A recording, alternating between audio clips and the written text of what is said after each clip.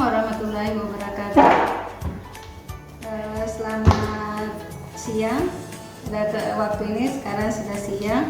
Pada kesempatan ini kita akan praktikum mengenai materi respirasi pada tumbuhan. Kalian juga sudah mendapatkan mungkin teorinya di kelas mengenai respirasi pada tumbuhan. Sebenarnya respirasi itu merupakan kebalikan daripada proses fotosintesis. Kalau proses fotosintesis merupakan penyusunan bahan makanan, sedangkan proses respirasi merupakan kebalikannya. Jadi perombakan makanan tujuannya untuk menghasilkan energi. Energi yang dibutuhkan di sini untuk pertumbuhan dan untuk pembentukan metabolisme yang lain berupa ATP seperti itu. Nah, untuk respirasi itu perlu berbagai jenis substrat. Seperti di sini yang akan kalian nanti lihat video praktikumnya adalah bahannya kita gunakan adalah kacang hijau, kecambah kacang hijau. Nah, di dalam kacang hijau itu kita tidak menganalisis apakah berapa kandungan karbohidratnya, proteinnya, lemaknya dan sebagainya. Tetapi komponen itu karbohidrat, protein dan lemak pasti ada. Sehingga pada saat nanti ada video tayangan praktikum respirasi, kalian nanti bisa mengidentifikasi pada praktikum tersebut substrat apa yang digunakan di dalam proses respirasi, apakah karbohidrat, protein atau lemak.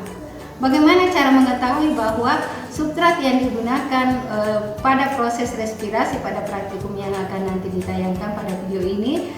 Kita melihat dari nilai kuisen respirasi. Di teori pasti sudah dijelaskan juga bahwa kuisen respirasi itu apa, ya.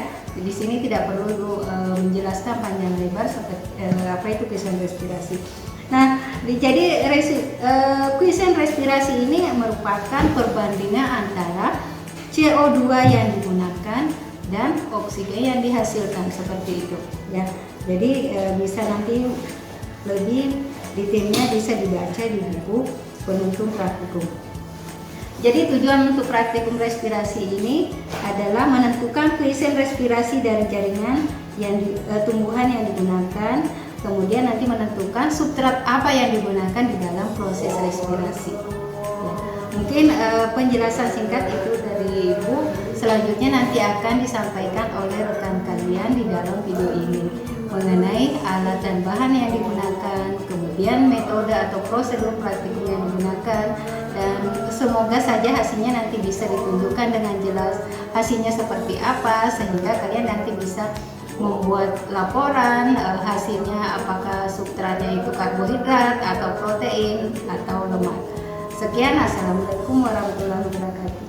Alat dan bahan praktikum respirasi terdiri dari alat berupa respirometer ganong, lalu ada pipet tetes, lalu gelas kimia, kemudian kertas saring.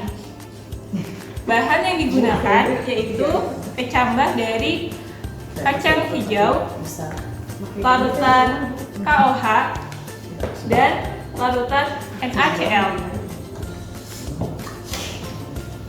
Adapun cara kerja, pertama kalian harus bersihkan tabung respirometer menggunakan air. Bersihkan bagian sini dan sampai sini. Setelah bersih, kecambah yang masih ada kulitnya, kalian kuliti hingga tidak terdapat warna hijau pada kecambah tersebut. Dikuliti ya. Fungsi mengkuliti kecambah agar pada proses fotosintesis tidak terhambat. Lalu, hitung kecambah yang telah dipilih.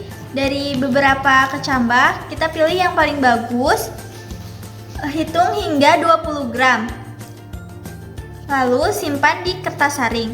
Untuk menimbang kecambah, kalian harus menimbang terlebih dahulu cawan dan kertas saringnya agar kecambah benar-benar terhitung 20 gram.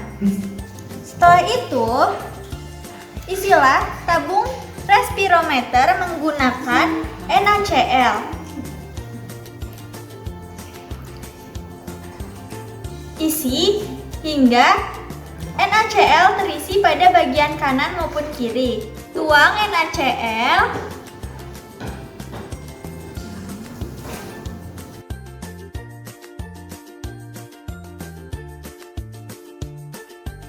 masukkan hingga kedua sisinya sama rata. Jangan lupa setelah memasukkan NaCl harus di bawah skala. NaCl-nya harus di bawah skala. Masukkan kertas saring kepada tabung respirometer.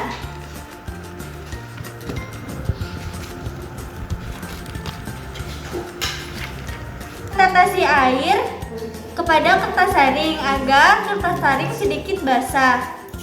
Lalu masukkan kecambah ke dalam tabung respirometer.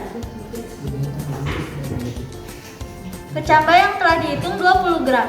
Tutuplah tabung respirometer agar tidak berhubungan dengan udara luar. Kemudian catat permukaan larutan NaCl pada awal percobaan. Biarkan percobaan selama 45 menit.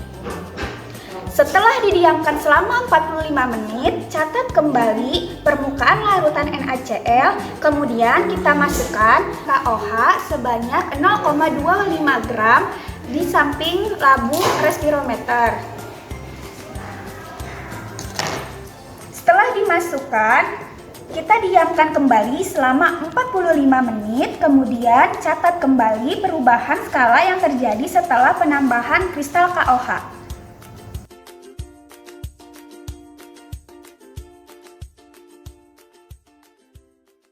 Berikut adalah rumus beberapa kemungkinan hasil percobaan. Yang pertama, apabila setelah percobaan permukaan larutan NaCl-nya naik lagi atau yang biasa disebut V2, maka rumusnya Kr sama dengan V2 dibagi V1 ditambah V2.